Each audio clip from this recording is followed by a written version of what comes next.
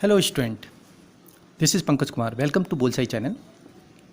In this video, we are going to learn about the suitable modal verbs.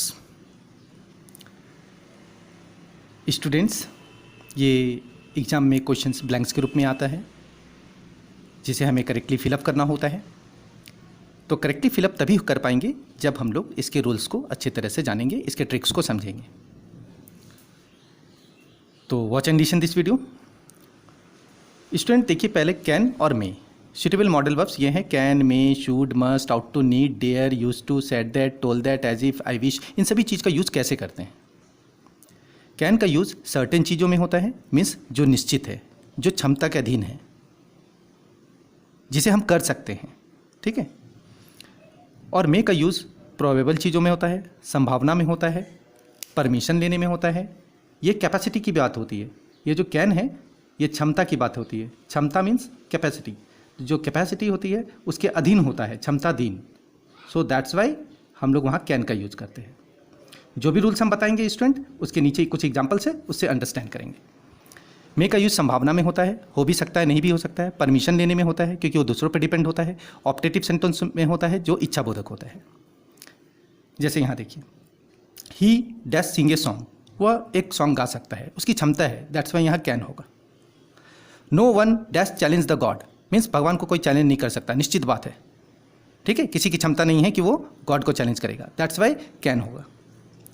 Next है dash I go out sir, may I go out sir, may I come in, may I go out, ये मे आई use your phone. इस type के जो sentence होते हैं जिसमें permission दूसरों पे डिपेंड होता है, मीन्स हम परमिशन ले रहे हैं बट अगर वो यस बोलेगा तो कर सकते हैं, नो बोलेगा तो नहीं कर सकते हैं। इस तरह के वाक्यों में मे का प्रयोग होता है।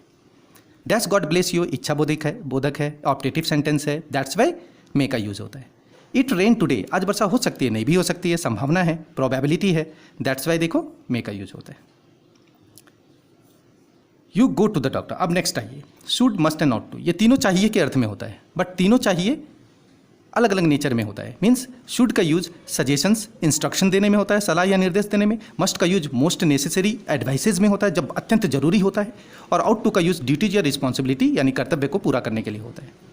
मैंने यहाँ एग्जाम्पल लिया, देखिए समझिए। You dash go to the doctor, you should go to the doctor. कोई तुम्हें सलाह दे रहा है कि डॉक्टर के पास जाना चाहिए। यू शुड टेक मेडिसिन, आपको दवाई लेना चाहिए। ये सब सलाह है, इंस्ट्रक्शन है, सजेशन है, दैट्स वाई शुड का यूज़ करते हैं। यू नॉट टेक पॉइजन, तुम्हें पॉइजन एकदम नहीं लेना चाहिए या खाना नहीं चाहिए। या you must not touch the live wire, electric wire नहीं छूना चाहिए। ये सब ऐसे हैं जो अत्यंत जरूरी बात है, करोगे तो मरोगे, that's why you must not take poison, you must not touch the live wire. इस तरह का सेंटेंस में मस्ट का यूज़ करते हैं। वी रिस्पेक्ट, रिस्पेक्ट या ड्यूटीज हम अभी बताए कि उसमें आउट टू का प्रयोग करते हैं। We ought to respect our elders. कभी कभी एक ट्रिक भी है सर स्टूडेंट्स कि we dash to, T O to लिख देगा मान लो, तो भी पहचान में आ जाएगा कि वो आउट टू हो जाएगा। ब्लैंक्स के बाद में अगर टी ओ टू रहता है तो आउट टू का यूज निश्चित हो जाता है। नेक्स्ट नीड, डेयर और यूज टू है। नीड का यूज जरूरत में होता है, बुक की जरूरत है, नोट्स की जरूरत है, हेल्प की जरूरत है। We dash your help, we need your help, ऐसा बोलते हैं। डेयर, ये डेयर जो है वर्ड वो करेज में या कॉन्ट्राडिक्ट, विरोध में, विरोधाभास में यूज किया जाता है, साहस में, विरोध में यूज किया जाता है। तो जैसे यहाँ लिखा है how dash you to abuse me, means how dash you to abuse me, आपको मुझे गाली देने की हिम्मत कैसे हुई, तो किसी से विरोध कर रहे हैं, साहस दिखा रहे हैं, दैट्स वाई डेयर होगा। या इस तरह का सेंटेंस है how dare you to play with the fire, आग से खेलने की क्या जरूरत है। इस टाइप के सेंटेंस में डेयर का यूज होता है क्योंकि उसमें साहस और कॉन्ट्राडिक्ट होते हैं।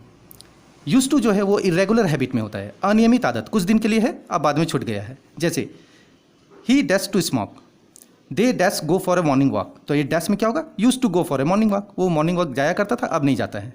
ही यूज टू स्मोक, वो पहले सिगरेट पिया करता था, अब नहीं पीता है। तो इस तरह का इरेगुलर हैबिट में यूज टू का यूज होता है। जब किसी सेंटेंस में said that, told that, as if या आई विश, फिर से सुनिए, said that, told that, as if या आई विश वगैरह होगा, तो इस तरह के सेंटेंस में विल या वुड रहने पर वुड, कैन या कुड रहने पर कुड, वाज या वर रहने पर वर का यूज होता है। जैसे देखिए I wish I dash a king, तो यहाँ वर अ किंग। वाज और वर अगर ब्लैंक्स में होगा तो यहाँ पे क्या लिखेंगे स्टूडेंट, वर।